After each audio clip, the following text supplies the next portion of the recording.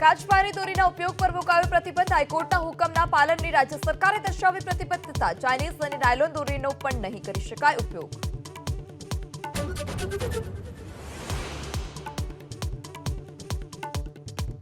રાજકોટની નવી કોર્ટમાં વકીલ અને અસીલ વચ્ચે મારામારી. વકીલ ભાર્ગવ બોડા અને જુનિયરને માર માર્યાનો આરોપ છે. વકીલોએ સાથે મળી અસીલને બનાવ્યો પાઠ.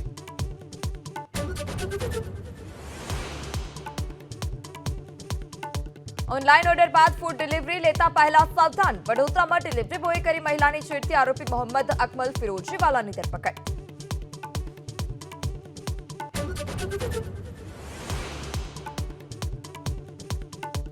સુરતમાં ઓપરેશન બોગસ ડોક્ટર ટોપ ગિયરમાં. વધુ 5 સાથે 3 દિવસમાં ઝડપાયા 21 મુન્નાભાઈ એમબીબીએસ. 21,000 થી વધુનો દવાનો જથ્થો જપ્ત.